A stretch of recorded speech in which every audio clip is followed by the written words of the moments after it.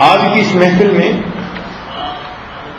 چند چھوٹے چھوٹے ایسے کلمات کہ جن کے پڑھنے سے انسان کے گناہ دھل جاتے ہیں اور اس کے نام اعمال میں نیکیاں لکھی جاتی ہیں، اور اتنی نیکیاں ملتی ہیں کہ حدیث پاک کا مفہوم ہے کہ فرشتے اس کی نیکیاں لکھ لکھ کر تھک جاتے ہیں۔ تو ایسی چند باتیں میں آپ کو بتلاؤں گا تاکہ آپ اس کی پابندی کریں۔ پھر توجہ فرمائیں کہ یہ چھوٹی چھوٹی باتیں ہوں گی لیکن اتنی قیمتی، اللہ تعالیٰ کے ہاں اتنا ان کا مقام ہے کہ ان کلمات کو کہنے والا بندہ اپنے گناہوں کو دھلوا لیتا ہے اور اتنا اجر ملتا ہے کہ حدیث پاک میں فرمایا گیا کہ فرشتے اس بندے کی نیکیاں لکھ لکھ کر تھک جاتے ہیں۔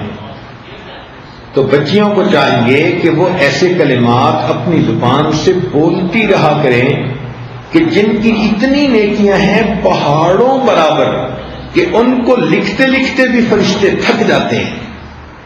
اس کے دو فائدے ہوں گے۔ ایک تو قیامت کے دن آپ کے پاس نیکیوں کا ذخیرہ بہت ہوگا، اور دوسری بات یہ ہوگی کہ ان نیکیوں کے کرنے کی وجہ سے آپ کے جو پہلے گناہ ہو چکے ان کی ظلمت دھل جائے گی۔ تو دو فائدے ہو جائیں گے، پہلے گناہوں کی ظلمت ختم، اور دوسرا نام اعمال کے اندر نیکیوں کا ذخیرہ زیادہ۔ تو دیکھو یہ کتنی مزے کی بات ہے۔ تو اس کی ہوتی ہے عادت بنانے کی بات۔ اگر آپ ان کلمات کو پڑھنا عادت بنا لیں تو روز مرہ آپ کو نیکیاں ملتی جائیں گی۔ ہر دن آپ کے نام اعمال میں نیکیاں لکھی جائیں گی۔ ان میں سے ایک پہلا عمل ہے استغفر اللہ پڑھنا۔ جب ہم استغفر اللہ پڑھتے ہیں تو اس کا مطلب یہ ہوتا ہے کہ اے اللہ، میں اپنے گناہوں پہ نادم اور شرمندہ ہوں، آپ میرے ان گناہوں کو معاف فرما دیجیے۔ چنانچہ اس استغفار کی ایک بہت بڑی فضیلت یہ ہے کہ استغفار کرنے والے بندے پر اللہ کا عذاب نہیں آتا۔ توجہ فرمائیں کہ استغفار کثرت سے کرنے والے بندے پر اللہ تعالیٰ کا عذاب نہیں آتا۔ کیا مطلب؟ کہ دنیا میں گناہوں کی وجہ سے انسان ذلیل ہوتا ہے، رسوا ہوتا ہے، دشمن اس پر غالب آ جاتے ہیں، اس کے رزق میں کمی کر دی جاتی ہے۔ تو یہ گناہوں کا جتنا وبال ہے اللہ تعالیٰ استغفار کی وجہ سے اس کو روک دیتے ہیں۔ ہر عورت چاہتی ہے کہ مجھے دنیا میں رسوائی نہ ہو، کہیں گناہوں کی وجہ سے میری شکل ہی نہ مسخ کر دی جائے، مجھ سے رزق ہی نہ چھین لیا جائے۔ تو اگر یہ تمنا دل میں ہے تو پھر اس کے لیے آپ کثرت کے ساتھ استغفار کریں۔ سنیے قرآن عظیم الشان، اللہ تعالیٰ فرماتے ہیں ما کان اللہ لیعذبہم وانت فیہم، اے میرے محبوب جب تک آپ ان لوگوں کے درمیان ہیں اللہ ان لوگوں کو عذاب نہیں دے گا۔ وما کان اللہ معذبہم وہم یستغفرون، اور اللہ اس وقت تک بھی ان کو عذاب نہیں دے گا جب تک کہ یہ استغفار کرتے رہیں گے۔ اس کا مطلب یہ کہ نبی علیہ الصلوۃ والسلام کی موجودگی میں جو برکتیں تھیں کہ اللہ کا عذاب ٹل گیا تھا، استغفار کے پڑھنے سے بھی وہی برکتیں ظاہر ہوتی ہیں، اللہ تعالیٰ اپنے عذاب کو ٹال دیتے ہیں۔ چنانچہ مکہ مکرمہ کے جو لوگ تھے وہ نبی علیہ الصلوۃ والسلام سے کہتے تھے کہ اگر ہم آپ کا انکار کرتے ہیں تو ہمارے اوپر عذاب کیوں نہیں آتا؟ اور ان کے اوپر عذاب کوئی نہ آیا. تو یہاں پر مفسرین نے تفصیل لکھی. وہ فرماتے ہیں کہ مکہ والوں پر عذاب اس لیے نہ آیا کہ اللہ تعالیٰ کے نبی علیہ السلام وہاں موجود تھے. سوال پیدا ہوتا ہے کہ جب نبی علیہ السلام نے ہجرت فرما لی تو اس وقت عذاب آ جاتا. تو اس کا جواب علماء نے دیا کہ وہاں پر کچھ صحابہ موجود تھے جنہوں نے ہجرت نہیں کی تھی, وہیں رہ گئے تھے مگر کلمہ پڑھا تھا انہوں نے, بوڑھے تھے یا کوئی اور عذر تھا, تو ان کی برکت سے عذاب نہ آیا.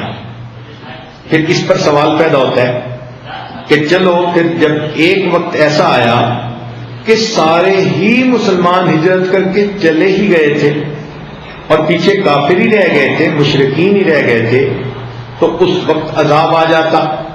تو مفسرین نے لکھا کہ ان مشرکین کی عادت تھی کہ جب یہ طواف کرتے تھے بیت اللہ کا تو غفرانک کا لفظ کہا کرتے تھے. غفرانک کا اے اللہ ہماری مغفرت کر دے, یہ بھی استغفار ہے. تو مشرکوں کے اس لفظ کے کہنے کی وجہ سے اللہ نے ان کو بھی عذاب سے بچائے رکھا. تو اگر مشرک یہ لفظ کہہ دے اللہ اس کو عذاب سے بچا دیتے ہیں, تو اگر مومن کہے گا تو پھر اللہ تعالیٰ کتنے مہربان ہوں گے. لہذا آپ استغفار کی کثرت کریں. دن میں 100 مرتبہ صبح اور شام تو کم سے کم درجہ ہے. زیادہ پڑھنا چاہیں تو زیادہ بھی پڑھ سکتی ہیں. کام کاج کے دوران بھی استغفر اللہ استغفر اللہ استغفر اللہ اپنی زبان پہ رکھ سکتی ہیں. جتنا استغفار زیادہ کریں گی 2 فائدے ہوں گے. ایک تو گناہ دھل جائیں گے, اور دوسرا اس کی وجہ سے اللہ تعالیٰ کا غضب ہٹ جائے گا, اللہ کا عذاب ٹل جائے گا. اب آپ تھوڑی دیر کے لیے بیٹھ کے سوچیں نا کہ اگر ہمارے اوپر اللہ تعالیٰ کا عذاب آ جائے تو ہم تو کسی کو شکل دکھانے کے قابل نہ رہیں. آج جو جی رہے ہیں تو یہ اللہ رب العزت کی صفت ستاری کے صدقے جی رہے ہیں.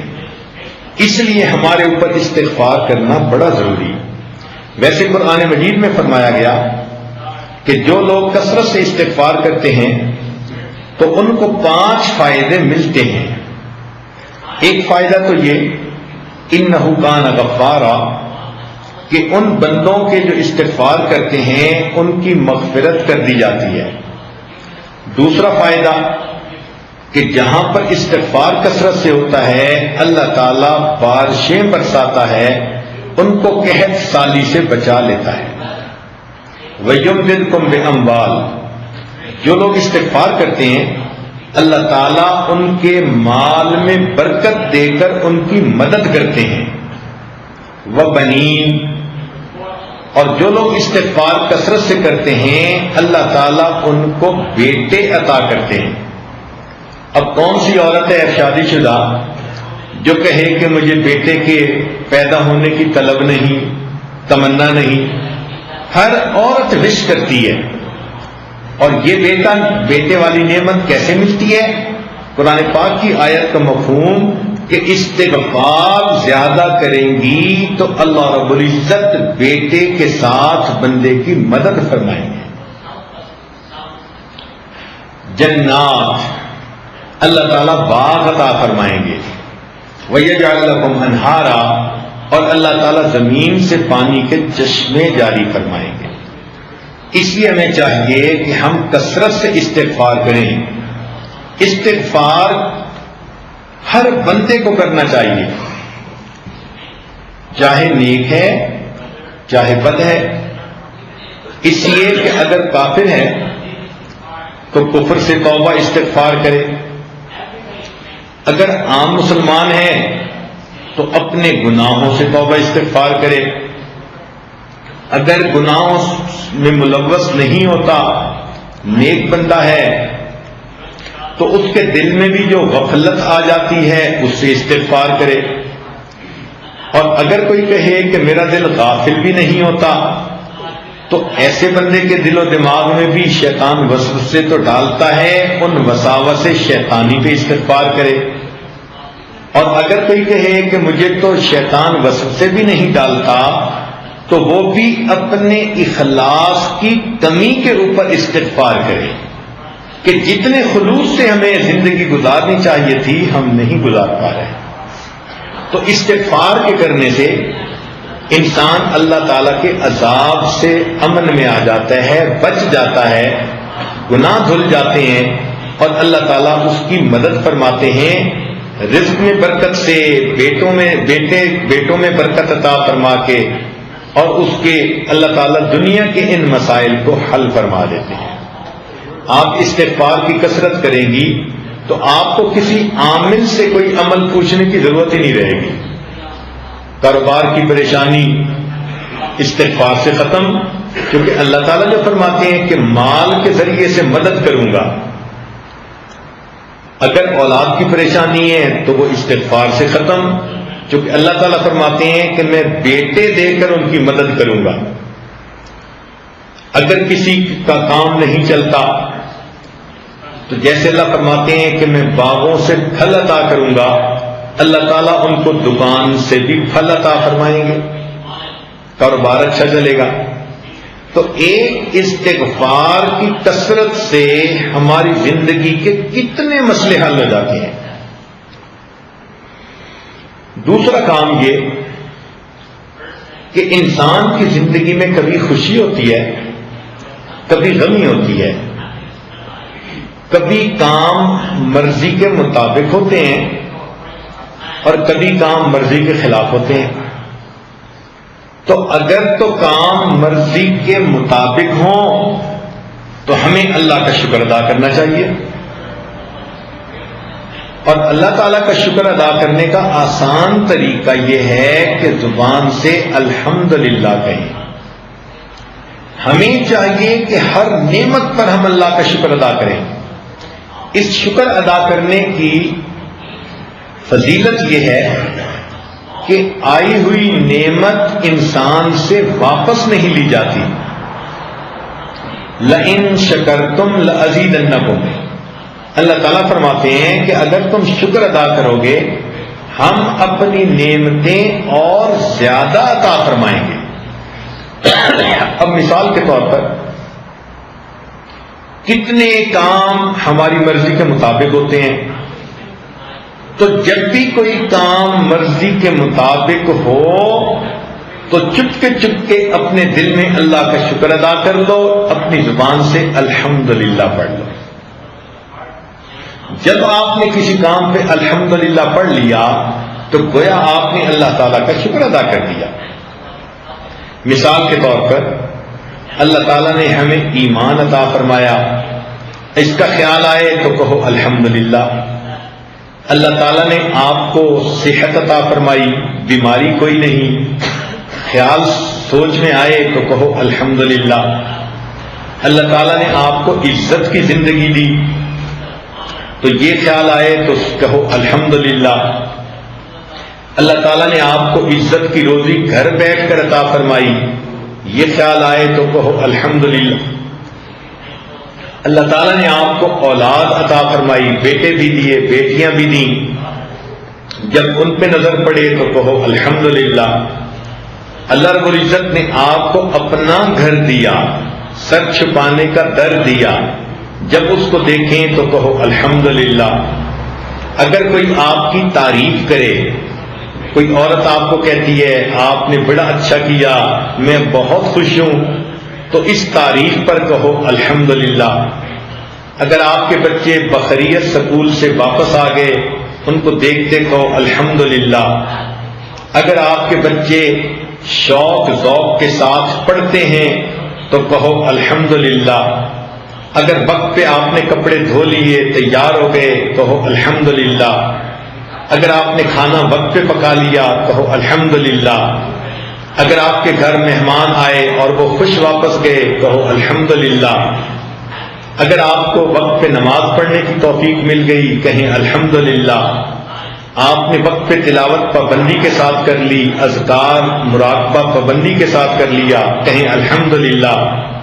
اگر آپ ایک دن بے پردگی سے بچ گئی پردے کا آپ نے خیال لحاظ رکھا تو کہو الحمدللہ. اگر آپ نے کسی دل میں کسی کا دل نہیں دکھایا تو کہو الحمدللہ. معلوم ہوا کہ جب بھی کوئی کام آپ کی مرضی ایکسپیکٹیشن کے مطابق ہوتا ہے، اس کام پر اگر آپ الحمدللہ کہہ لیں گی تو اللہ تعالیٰ کی شکر گزار بندیوں میں شامل ہو جائیں گی. جب آپ کا دل خوش ہو، کسی بات پہ سکون ہو تو کہو الحمدللہ. آپ کا خاوند گھر آیا اور مسکراتے چہرے کے ساتھ آیا، آپ کو دیکھ کے مسکرایا، کہو الحمدللہ. ناشتہ آپ نے ٹھیک وقت پہ خاوند کو کروا دیا، کہو الحمدللہ. بچوں کو خوش کھیلتا دیکھا، کہو الحمدللہ. آپ کو کسی دن ساس نے تنگ نہیں کیا، کہو الحمدللہ. نند نے کسی دن آپ کو تانا نہیں دیا، کہو الحمدللہ. اگر آپ کی کوئی دعا قبول ہو گئی، کہو الحمدللہ. آپ سوئیں اور آپ کو پرسکون نیند آئی تو جاگنے پہ کہیں الحمدللہ.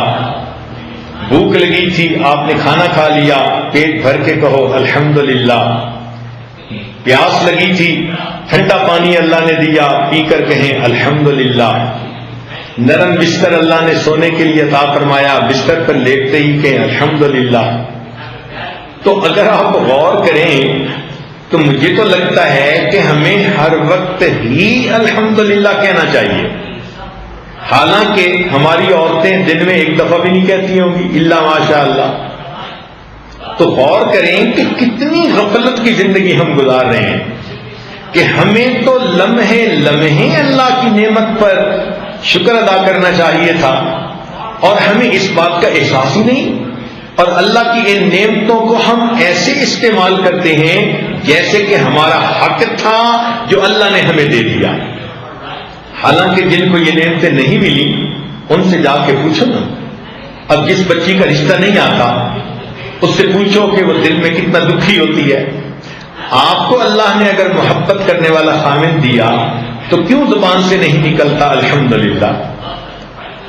الحمدللہ کا لفظ تو آپ ایک دن میں سینکڑوں دفعہ کہنے کی عادت ڈال لیں. بات بات میں الحمدللہ یہ ہوا، الحمدللہ یہ ہوا، بات کرتے ہوئے یہ کہیں. تو شکر ادا کرنے سے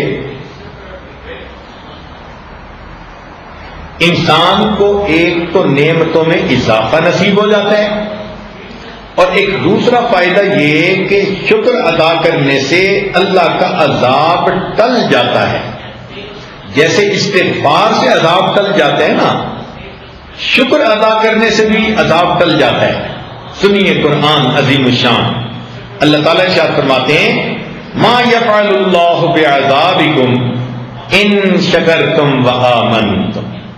اے میرے ایمان والے بندو، اگر تم ایمان لاؤ اور میرا شکر ادا کرو تو تمہیں عذاب دے کر اللہ کے ہاتھ کیا آئے گا؟ اللہ تعالیٰ تمہیں کیوں عذاب دے گا اگر تم ایمان لا کر اس کا شکر ادا کرو؟ تو معلوم ہوا کہ استغفار سے بھی عذاب ٹل جاتا ہے اور شکر ادا کرنے سے بھی اللہ کا عذاب ٹل جاتا ہے. تو دیکھو یہ کتنے چھوٹے چھوٹی باتیں ہیں اور کتنا ان کا فائدہ ہے. اللہ اکبر کبیرہ. آپ یوں سمجھیے کہ میں آپ کو آج کچھ ہیرے اور موتی تحفے میں دے رہا ہوں. یہ الحمدللہ کا لفظ اتنا اچھا لفظ ہے کہ جنتی جنت میں صرف اتنا کہیں گے وقال الحمدللہ رب العالمین.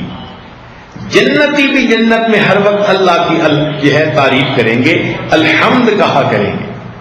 آپ وہ جنتیوں والا کام دنیا میں کر لیں